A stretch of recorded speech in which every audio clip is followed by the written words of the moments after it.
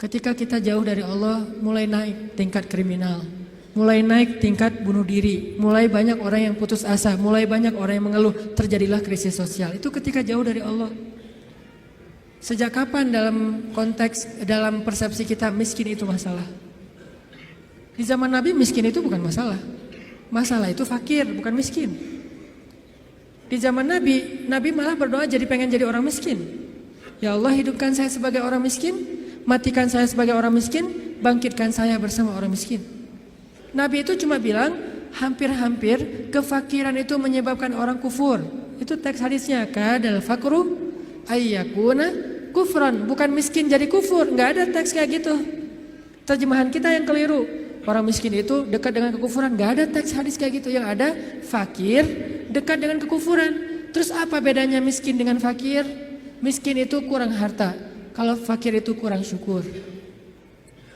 Makanya Nabi dalam konteks miskin malah berdoa pengen jadi orang miskin supaya hisabnya gampang. Tapi kalau dalam konteks fakir, Nabi malah bertauz, Allahumma inni a'udzubika minal fakri. Ya Allah, aku berlindung kepadamu dari kefakiran. Maksud kefakiran di dalam doa Nabi itu bukan kurang harta, tapi kurang syukur, kurang qanaah dengan apa yang diberikan Allah Subhanahu wa taala.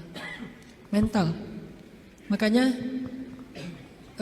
salah satu misi Allah menurunkan Islam, mengutus Nabi Muhammad SAW itu adalah membangun mentalitas manusia yang kita sebut dengan mukmin muslim. Mentalnya yang dibangun, sehingga dengan mental itu lahirlah kebaikan-kebaikan yang sifatnya moral, kebaikan yang sifatnya akhlak, kebaikan yang sifatnya ritual, ibadah. Tapi semuanya berawal dari mental, termasuk sabar, mental. Yang menyebabkan seseorang gak gampang panik, mentalnya. Dan mental itu tergantung keyakinan dia kepada Allah Subhanahu wa taala. Masih ingat kisah Nabi ditodong senjata? Nabi lagi di rest area, lagi duduk. Cuman waktu itu gak ada yang jual tahu Sumedang ya. Lagi duduk nih di rest area, istirahat sebentar lah, perjalanannya cukup macet. Ada kren jatuh di kilometer berapa kemarin teh. Istirahat.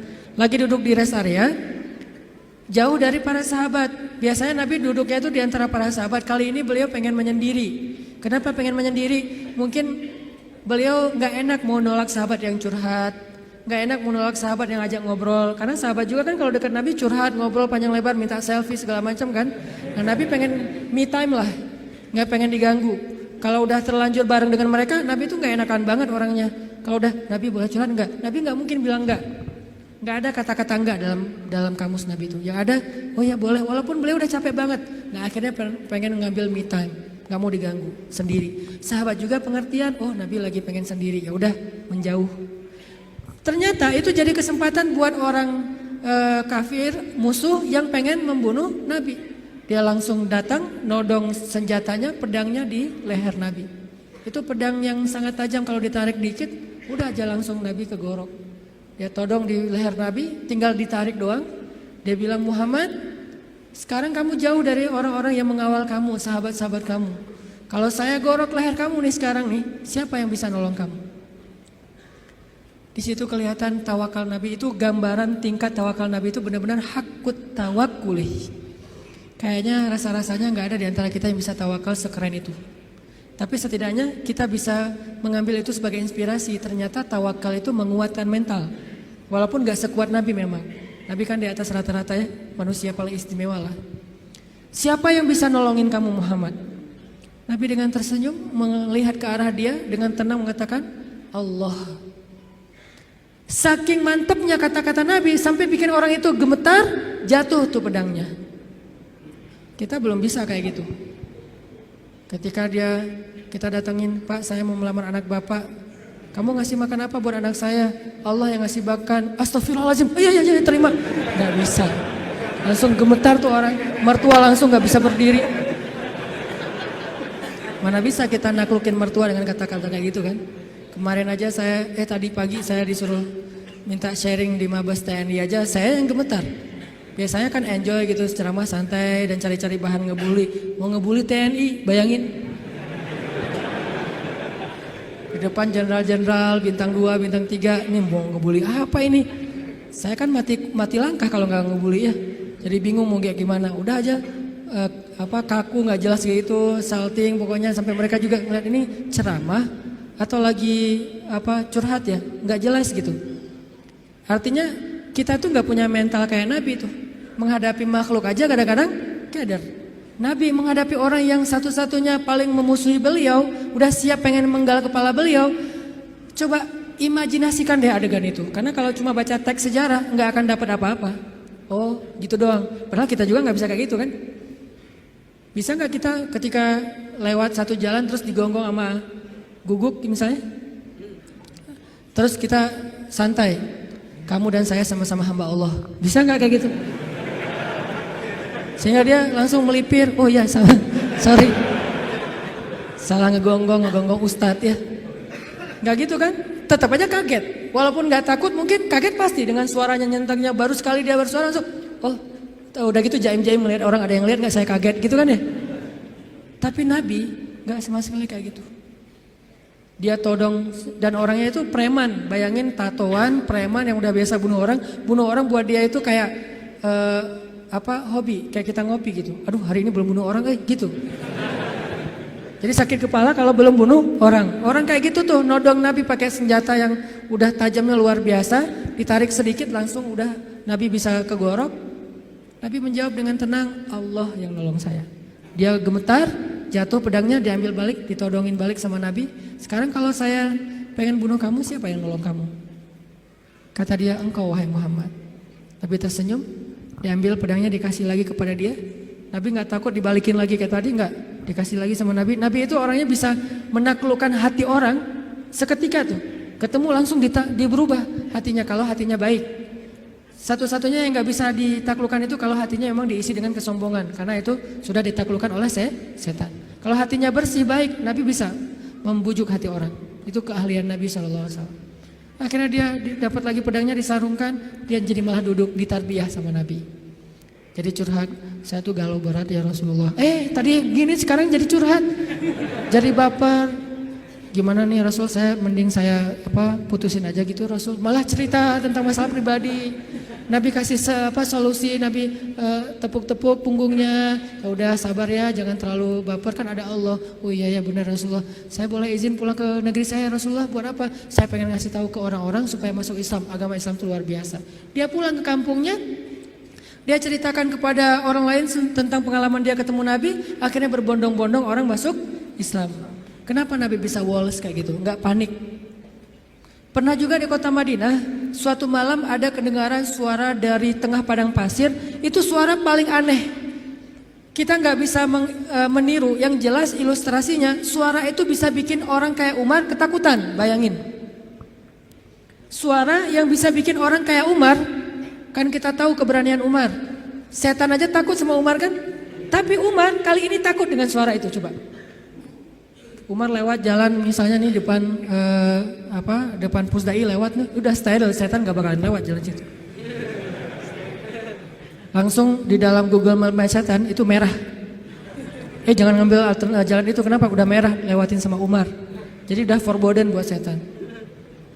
Tapi Umar pada malam itu ketika mendengar suara di tengah padang pasir, ketakutan. Sehingga ketika semua penduduk Madinah mendengar suara yang luar biasa, seperti suara makhluk yang lagi marah-marah nih. Suara setan kalau menurut ulama, walaupun Nabi gak nyebut kayak gitu. Suara setan yang lagi ngamuk-ngamuk, bayangin. Orang aja ngamuk kan kelihatan ya.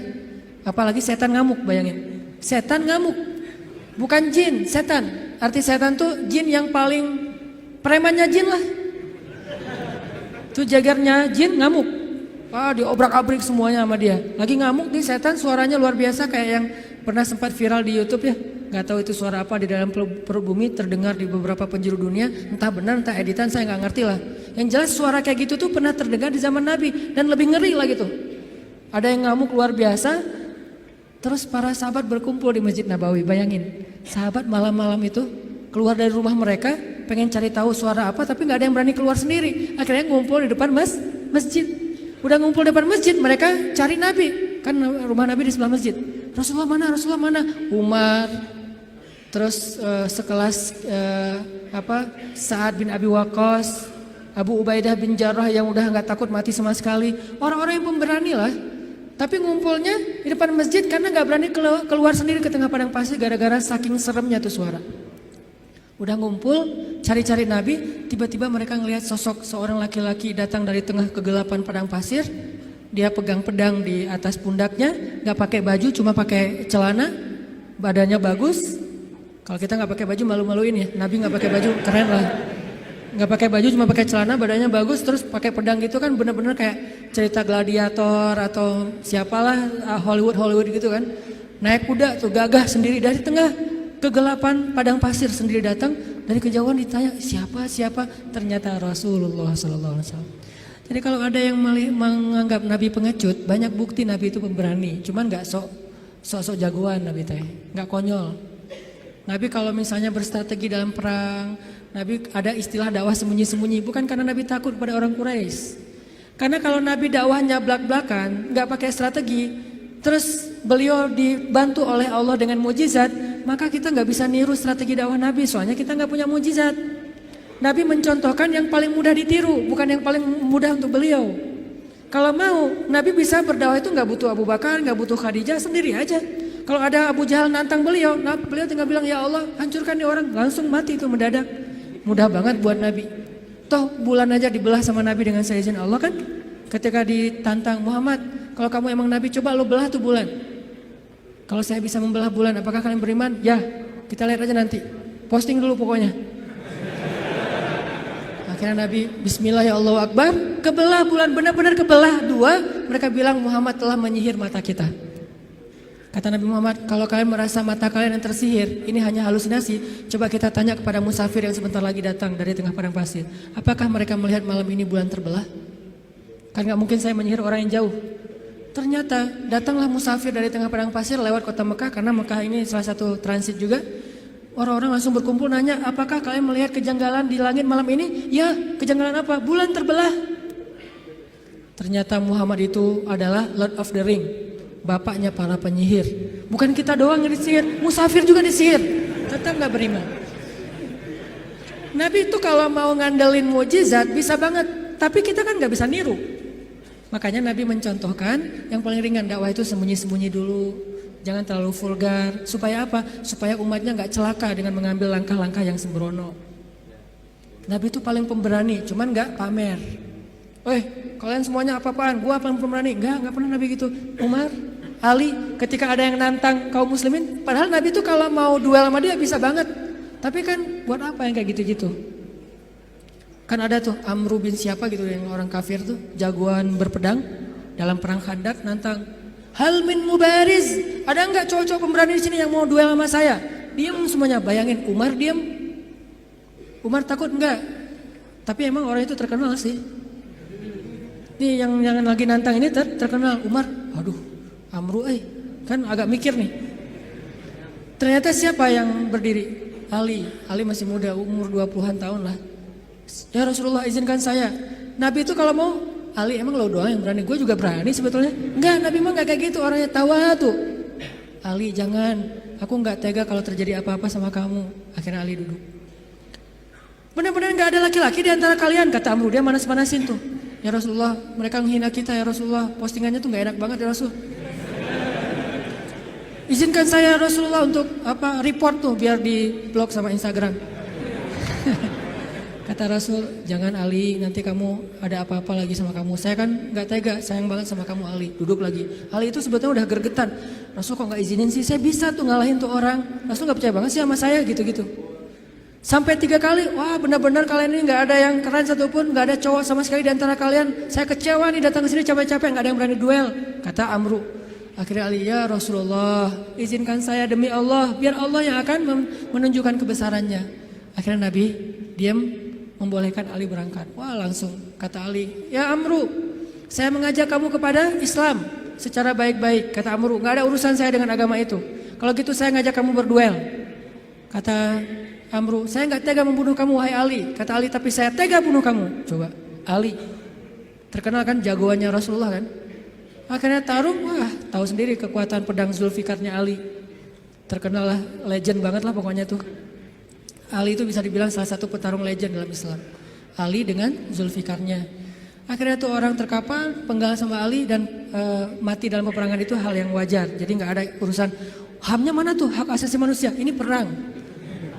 Kecuali perangnya di dalam kota, baru ngomongin HAM. Karena Islam itu sangat memperhatikan HAM kalau perangnya di dalam kota. Nggak boleh nebang pohon, nggak boleh bunuh perempuan, nggak boleh menyakiti anak kecil, nggak boleh menyakiti orang tua, nggak boleh menyakiti orang yang sudah melepaskan senjatanya. Itu etika perang dalam Islam kan? Tapi kalau di medan perang, ya wajar tuh laki-laki sama laki-laki, wajar banget itu mah. Sama-sama cowok, sama-sama militer, sama-sama megang senjata, wajar banget.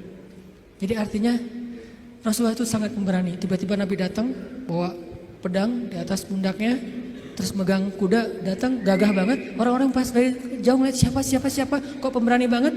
Ternyata Rasulullah SAW. Begitu Nabi datang, tenang semuanya. Nabi itu kayak ayah buat sahabat. Nabi turun dari kudanya, diikat kudanya di kandang kuda, di garasi rumah beliau.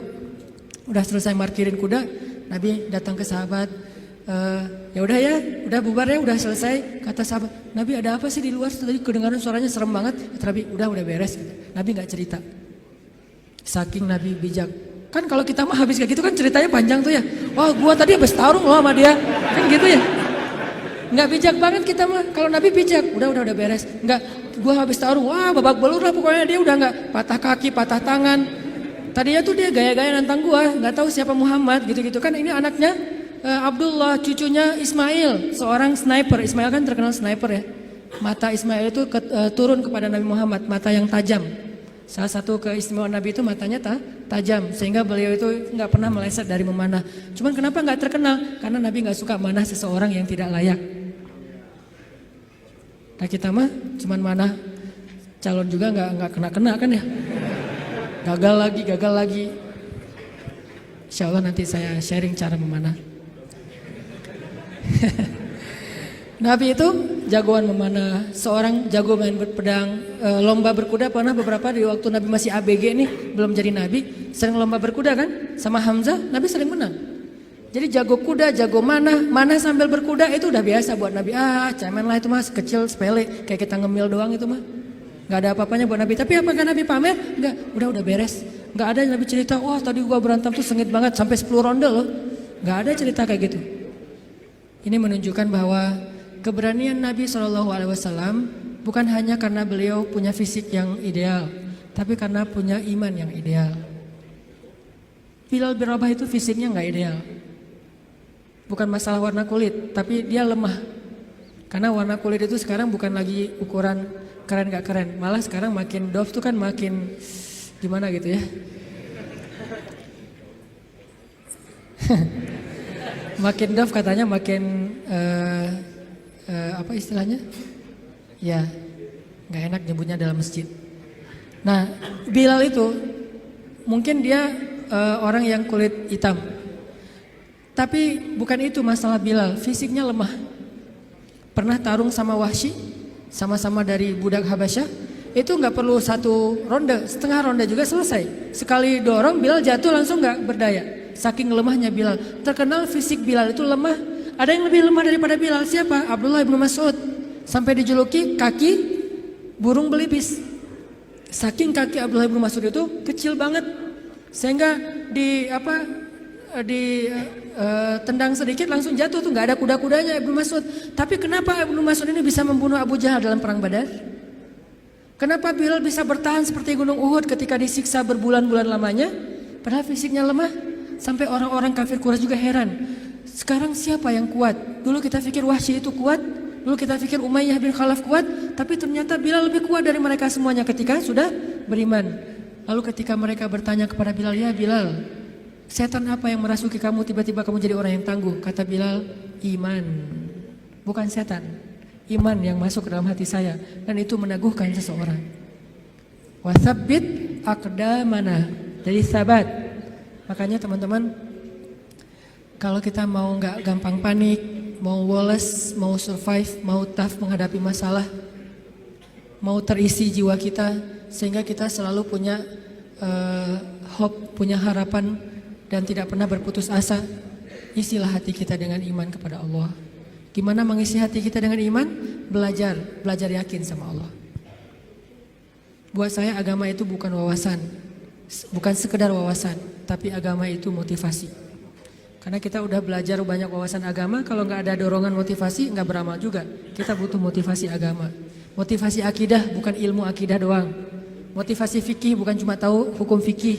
Motivasi akhlak bukan cuma tahu norma-norma akhlak. Nah, salah satu motivasi akidah adalah belajar yakin sama Allah. Karena walaupun kita tahu Allah itu rububiyah, Allah itu asma, sifat, uluhiyah, Allah itu ayat kursi, Allah itu surat Al-Muluk, Allah itu Al-Ikhlas. Kalau kita nggak yakin sama Allah, semua itu cuma jadi wawasan. Ketika kita punya masalah, tetap aja kita gampang berputus asa. Jadi putus asa nggak putus asa, bukan dia berstatus ustadz, LC, MA, doktor, ulama, tapi siapa yang diantara mereka paling yakin dan berserah diri kepada Allah SWT, itulah yang bertahan. Nanti silakan baca di dalam Al-Quran kisah-kisah ketika para sahabat terjepit, ketika para sahabat dalam keadaan lemah, apa yang membuat mereka kuat? Hasbunallah, cukup bagi kami Allah. Dan kata-kata itu kalau di kita sekedar zikir, kalau di mereka iman. Kalau sekedar zikir nggak ngaruh buat mental kita, walaupun tetap berpahala pastinya kalau ikhlas. Tapi ke mental kita nggak ngaruh. Kita udah bilang hasbiallah, hasbiallah. Kok saya masih galau Ustadz? Berarti belum jadi iman, belum jadi belief, belum jadi faith. Baru sekedar kata-kata dalam bentuk ritual zikir. Baru jadi syair buat kita. La haula wala quwata illa billah, subhanallah, alhamdulillah, Allahu akbar. Baru jadi syair-syair yang berpahala buat kita. Tapi belum menjadi motivasi dan keyakinan di dalam hati kita. Belajar yakin. Jadi ilmu itu tempatnya di sini. Bukan di sini. Di sini mah bonus. Tapi kalau di sini banyak, di sini nggak ada, maka ilmu itu tidak berarti apa-apa di sisi Allah. Kalau di sini ada, walaupun di sini sedikit, maka itu jadi sesuatu. Bilal, siapa lagi? Yang ilmunya sedikit tapi amalnya luar biasa, Khalid. Khalid itu kan kalau sholat ayatnya itu aja ya. Asal sholat Al-Ikhlas, asal sholat Al-Ikhlas. Kita banget lah pokoknya. Jadi ada teladan nih. Kenapa lo ikhlas terus kayak Khalid? Khalid itu kalau sholat ayatnya ayat-ayat pendek gitu. Sampai orang komplain, kan dia sebagai amir ya, sebagai komandan militer, begitu sholat di lapangan, di tempat peperangan, dia ngimamin sholat. Orang udah bisa nebak, lihat aja ya, pasti kalau nggak Al-Ikhlas, Al-Falaq, An-Nas. Kayak kita banget lah pokoknya, Al-Ikhlas, Al-Falaq, An-Nas. Dan itu udah otomatis, nggak sengaja lagi, udah kayak gitu, emang udah ngalir. Satu paket, sholat pasti itu. Sampai orang komplain, Khalid, kangen sekali-kali ganti ayat yang lain. Sekali-kali ayatnya yang panjang gitu, biar kita lebih semangat. Kata Khalid, maaf ya, hafalan saya cuma segitu-segitunya. Soalnya saya sibuk dengan tugas-tugas militer, jadi gak sempat ngafal Quran.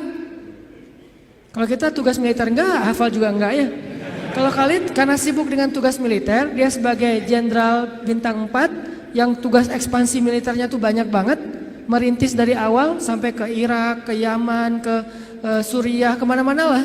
Akhirnya gak sempat ngafal Quran secara konsen kayak Ibnu Mas'ud, Ibnu Abbas. Maaf ya gitu. Tapi tetap amalnya banyak walaupun hafalannya sedikit. Kenapa? Karena ilmu buat mereka tempatnya bukan di dalam wawasan kepala, tetapi keyakinan di dalam hati. Belajar iman. Belajar yakin kepada Allah. Sehingga kita tetap respect kepada orang-orang Jepang dalam urusan moralitas, tapi kadang kita merasa kasihan kepada mereka. Moralitasnya udah sempurna, tapi kenapa mereka bisa baik kepada makhluk, gak bisa baik kepada Khalik yang udah ngasih semua kebaikan itu untuk mereka. Agak-agak kurang fair nih. Kurang kayaknya ada yang klise. Ke manusia baik, ke alam baik, tapi ke pencipta manusia dan alam gak diakui gitu. Ini kan agak klise ya. Nah ini kita agak kasihan. Nah alhamdulillah teman-teman Indonesia di sana tuh giat banget melakukan dakwah sehingga banyak banget orang Jepang yang udah masuk Islam. Ketika dia masuk Islam dia sadar, oh ternyata emang ini yang dibutuhkan bangsa Jepang selama ini. Yang lain udah keren lah, tapi ini masih kurang nih. Mereka sendiri yang testimoni yang nggak dipunyai oleh bangsa Jepang itu adalah Islam. Kalau punya Islam sempurna, udah nggak ada lagi yang perlu dikritisi, udah nggak ada lagi yang perlu dicari-cari celahnya, udah ideal banget. Tapi itulah makhluk. Tidak ada yang sempurna, sehingga tugas kita bukan menjudge, bukan menghakimi, bukan menjelek-jelekan, bukan mengeneralisir. Tugas kita adalah saling mengisi. Di satu sisi kita respect dengan moralitas orang Jepang, di sisi yang lain kita tetap yakin tanpa iman semua itu tidak akan pernah benar-benar hakiki. Ibarat casingnya bagus, tapi nggak ada software apa-apa di dalamnya. Jadi nggak bisa terlalu optimal dipakainya juga. Itulah kita.